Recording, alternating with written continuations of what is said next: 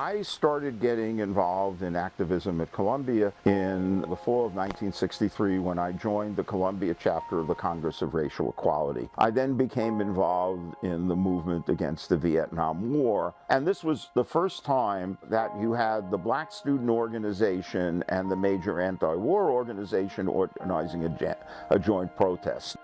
That took the form of an occupation of 5 buildings that ended up lasting for 7 days. Before the police were brought in to clear it out, they not only pulled students out of the buildings, they beat up a lot of bystanders.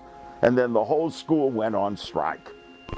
When we were in those buildings for 7 days, people from all over the country, Tom Hayden came, H. Rap Brown, Stokely Carmichael, the Grateful Dead played at the Columbia strike.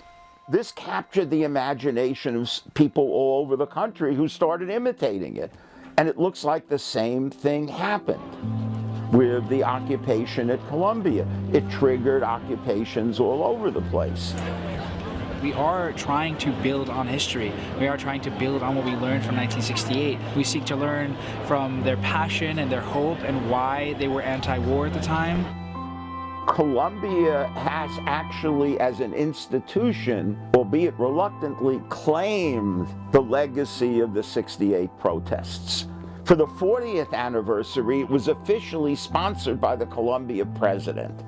They like the theory of disruptive protest, but not in an actuality, because we do, again, learn this in several of our classes, some of which being required at this university, but are not able to take that theory, what we've been told is right and just, and actually apply it. The university has put an emphasis on it, and because of that, the students have internalized that, realized that we have not only the privilege, but the responsibility to continue in the shoes of those who came before us, not necessarily all using the same tactics, but ensuring that we're able to maintain the integrity of this university as one that is indeed socially aware, one that does have students that do care deeply about what goes on in the world, what goes on in our communities, and what goes on in the lives of the students that make up our community.